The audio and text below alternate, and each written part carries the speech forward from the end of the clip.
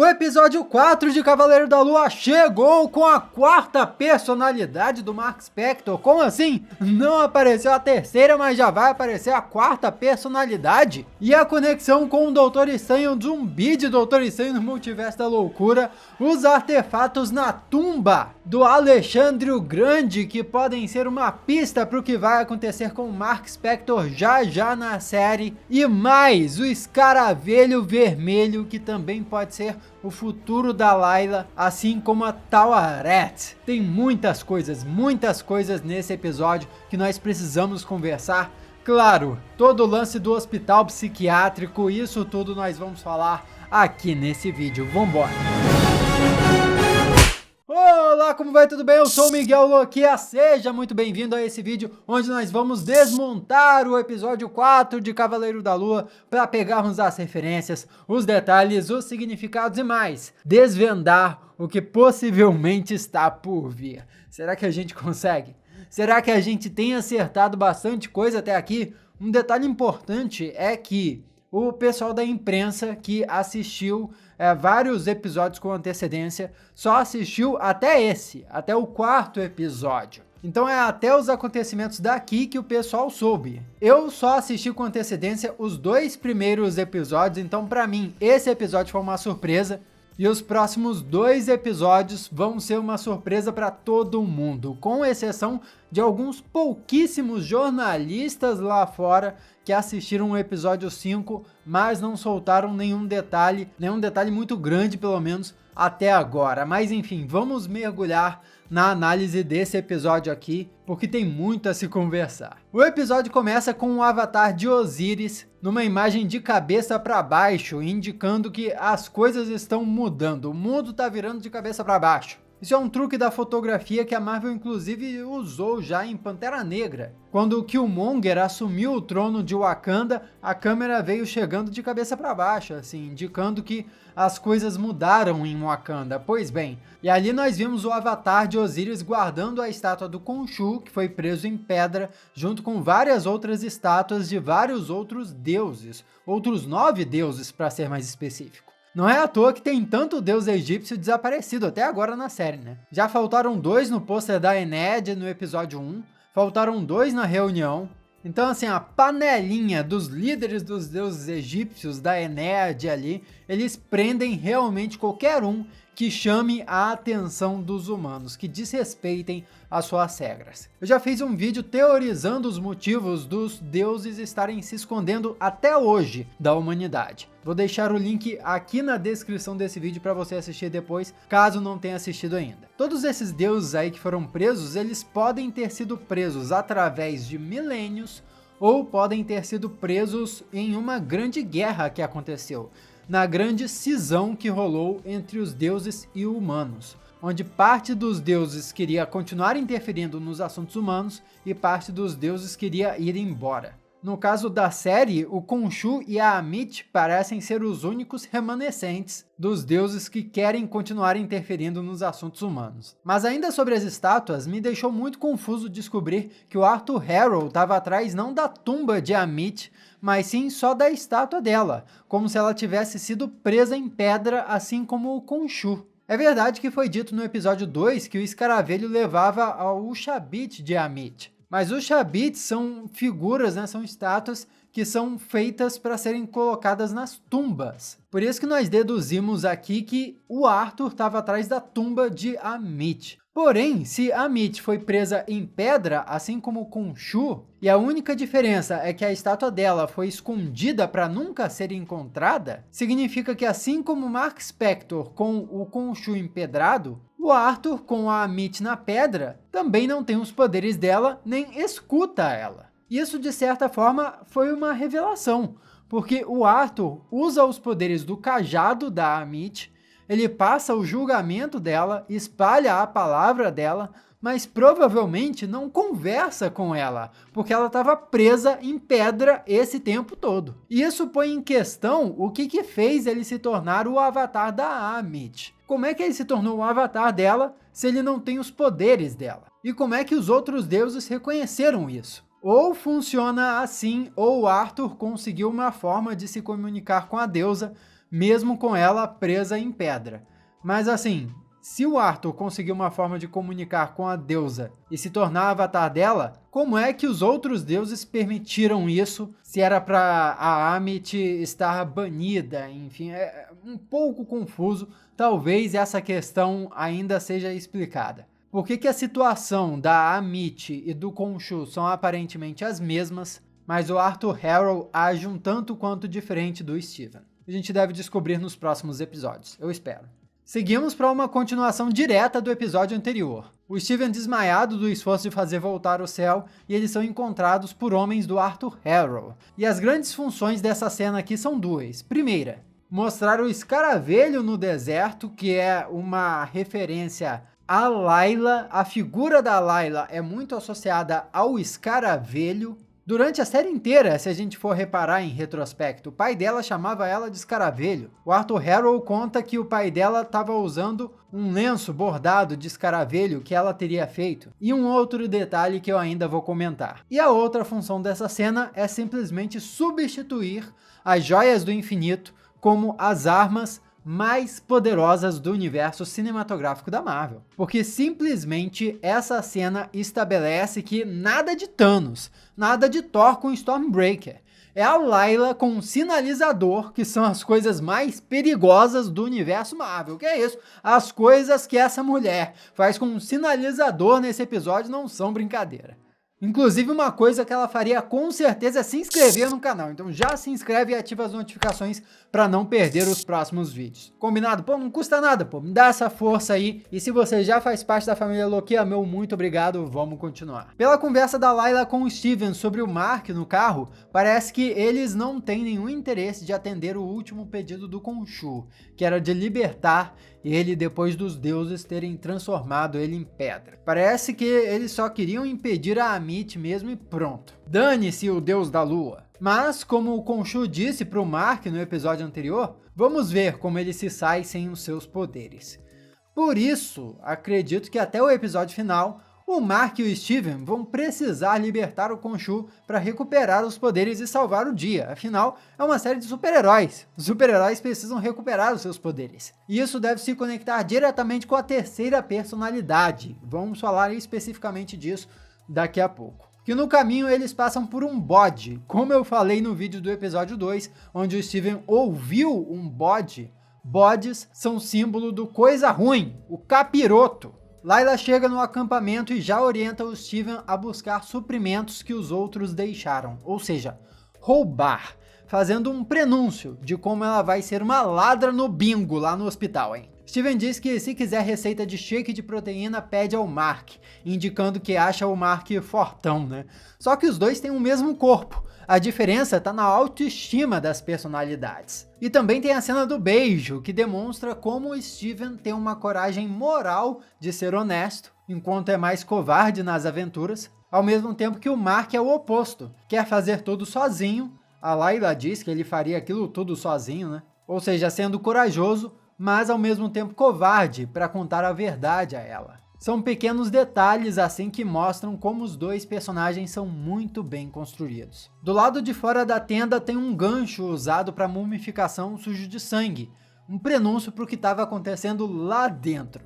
Com aquele gancho lá, os egípcios tiravam os órgãos pelo nariz, do jeitinho que o Steven contou que acontecia lá no episódio 1. Quando entram na tumba, eles dão de cara com esfinges. Steven disse que se ela ganhasse vida e perguntasse um enigma, ele iria adorar, mesmo se borrando de medo. Isso porque a esfinge da mitologia grega, que é um leão alado com uma cabeça de mulher, foi mandada por Hera ou por Ares para Tebas e pergunta a todos que passam o quebra-cabeça mais famoso de toda a história, né?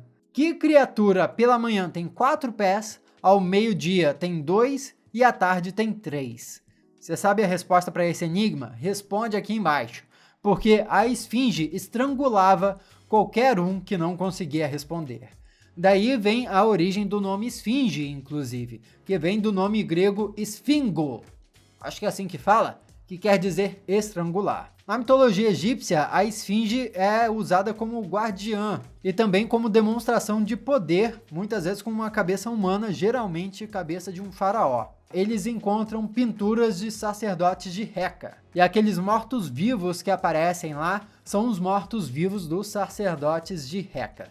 Eles guardavam a tumba e mumificavam aqueles que tentavam invadir o lugar. O processo envolvia usar aqueles ganchos e guardar os órgãos naqueles jarros com tampas que representavam cabeças de diferentes deuses. No Antigo Egito, Reca era uma deidade associada à magia e à medicina. Então é como se esses zumbis aí fossem feiticeiros do Antigo Egito. Meio que o Doutor Estranho zumbi do multiverso da loucura era para ser esses bichos aí. E mortos-vivos feiticeiros são extremamente perigosos no universo Marvel, né? Porque Doutor Estranho em Guerra Infinita avisou que é muito difícil desfazer o feitiço de um homem morto. Só que, apesar disso tudo, eles não usaram magia ali. Por que será? Será porque eles estão mortos ou porque nunca usaram feitiços mesmo? Eu acho que só não colocaram esses servos aí usando feitiços porque eles seriam muito difíceis para o Steven e para Layla vencerem nessa entrada da tumba. Pura questão de roteiro. Se fosse um filme, assim, fosse um herói mais poderoso para ultrapassar esses caras, iam colocar esses zumbis aí com superpoderes.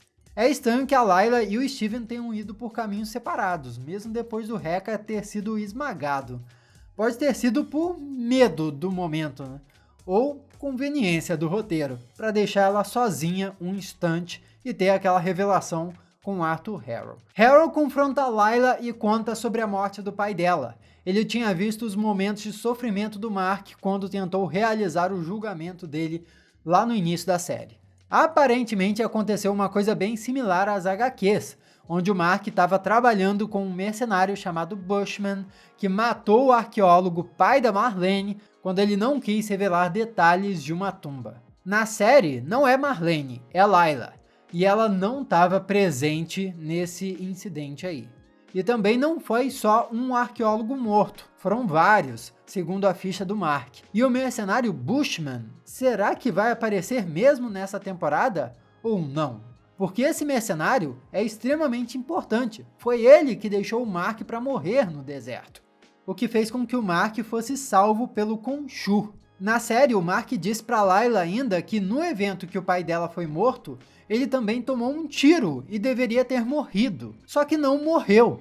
Isso porque o Khonshu salvou ele, tornando o Mark o seu avatar. Então, sabendo disso dos quadrinhos, você entende por que é importante tudo que eu falei antes sobre o Mark recuperar os seus poderes eventualmente, o traje de cura, e libertar o Khonshu? Nesse episódio, ele foi baleado de novo. O Khonshu poderia trazer ele de volta à vida. E mais sobre isso em breve. Você vai curtir. Steven encontra o sarcófago do faraó, que é Alexandre o Grande.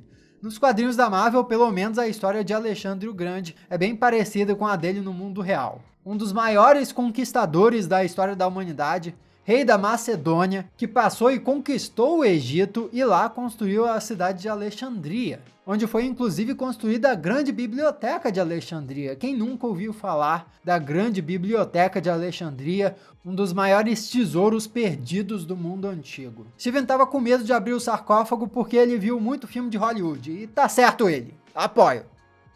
Eu também teria medo. E dentro, a primeira coisa que se vê são vários artefatos de ouro, tirados diretamente das páginas das HQs. E a origem desses acessórios usados pelo Mark Spector nos quadrinhos pode insinuar pra gente o que vai rolar no futuro da série. O que acontece? A primeira série em quadrinhos do Cavaleiro da Lua foi cancelada em 84. E mais ou menos um ano depois, o Cavaleiro da Lua ganhou uma nova série em quadrinhos, chamada Cavaleiro da Lua, o Punho de Khonshu, que foi uma tentativa de recriar o personagem, repaginar o personagem, para você ver que isso é uma coisa que a Marvel não faz só hoje em dia, faz desde sempre. Esse negócio de ficar reinventando os personagens o tempo todo. Então, em 85, surgiu o Cavaleiro da Lua, o Punho de Khonshu. E nessa história, o Mark Spector tinha se aposentado como Cavaleiro da Lua e tinha simplesmente descartado as suas personalidades alternativas, que na época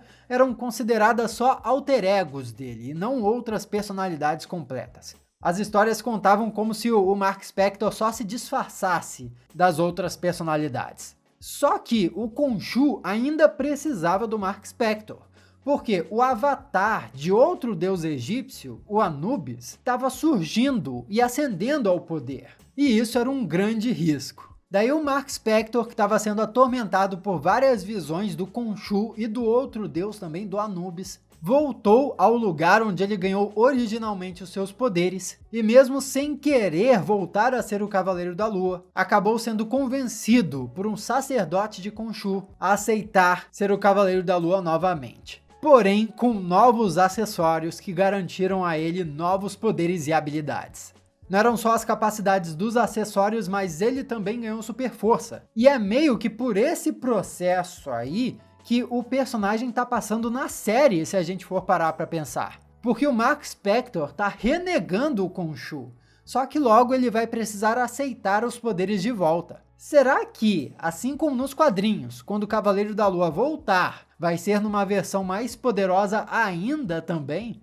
A cena do Mark sendo baleado é muito boa, ele simplesmente não se rende ao ato, mesmo sem o Khonshu no seu ouvido falando para fazer isso ou aquilo. Ele realmente sabe que o Arthur Harrow está fazendo é errado. E ele cai na água rasa, mas depois afunda. Como se metaforicamente ele afundasse para o submundo e estivesse morrendo. Ou como se ele estivesse mergulhando mais e mais fundo na própria consciência. Porque logo depois ele acorda num hospital psiquiátrico e eu quero logo conversar sobre o que esse lugar pode ser. No hospital tem várias referências ao que nós vimos na série. Mas primeiro eu quero falar sobre o escaravelho vermelho da Layla. Porque a Layla tá com um curativozinho no dedo com um desenho de um escaravelho vermelho. Eu já mencionei antes que várias vezes a Layla é referenciada como um escaravelho. O pai dela chamava ela de escaravelho. E bom, Professor Abdul Faul é o escaravelho escarlate dos quadrinhos da Marvel. Opa, escaravelho vermelho desenhado no dedinho dela? E esse escaravelho escarlate foi um vilão dos quadrinhos por defender o Egito do controle britânico. E ele lutou contra os invasores, que era uma equipe de heróis da Marvel na época. Ele tinha superpoderes que ganhou através desse artefato aí, o escaravelho escarlate. O que me leva a teorizar que talvez a Layla seja adaptada para ser uma versão desse personagem no UCM. E quem sabe talvez ela ganhe superpoderes. Seria interessante ver ela como uma espécie de heroína também. Ou seja só uma adaptação, uma referência bem sutil, bem suave mesmo. Que assim, até o sobrenome do personagem, Abdul Faul, tem a ver com o nome da personagem Layla, Layla al-Fauli. E nos quadrinhos, o Escaravelho Escarlate teve um filho, pro qual ele passou o Escaravelho Escarlate. E na série, o pai da Layla passou meio que para ela a missão de encontrar o Escaravelho. E esse Escaravelho que guiou eles até aí na série. Mas enfim, seguindo com as referências dentro do hospital, temos um arqueólogo no filme chamado Steven, que é uma homenagem ao Indiana Jones, bem estilo WandaVision, né, essa homenagem. E o enredo do filme foca num deus lunar azteca, que é uma referência ao deus da lua, Khonshu, e também os rostos do deus da lua azteca têm a ver com os rostos do Mark Spector que aparecem nos créditos finais de cada episódio. O velho cantando a pedra do bingo é Crowley, o estátua viva. Temos a detetive como enfermeira, gelatinas coloridas como os potes de coisa lá para mumificação que o Steven encontrou. Detetive como enfermeiro, a chefe do Steven com uma pelúcia da loja do museu, um cubo mágico. Quase todos os coadjuvantes que apareceram na série estão ali de alguma forma como pacientes. Tem um peixinho tipo o Gus no aquário ali. A Layla chega comendo marshmallows que a moça que forjou os documentos ofereceu para ela no escritório e ainda fixa cartões postais como o Steven fez na casa dele. Mark ainda está preso na cadeira de rodas da mesma forma que o Steven se prendia na cama. E ele está com um bonequinho do Cavaleiro da Lua. O carrinho de cupcake também pode ser uma referência ao caminhão de cupcake. Arthur Harrow é um médico. O escritório do Arthur Harrow lembra uma área do museu, só que branca. Tem um quadro na parede com a pintura do lugar onde ele foi parar no episódio 1, que pode muito bem ser a Lativéria. Eu fiz um vídeo explicando isso.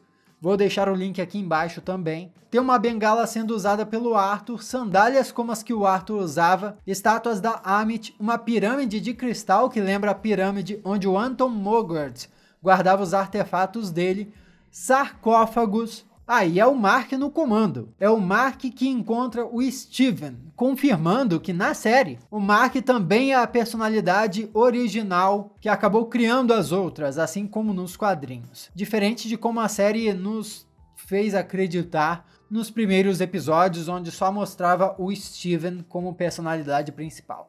Mas eu já vim avisando, né? Quem acompanha o canal já tá ligado. Quem é esperto, quem conhece os quadrinhos, já tava ligado que o Mark Spector é que é a personalidade principal.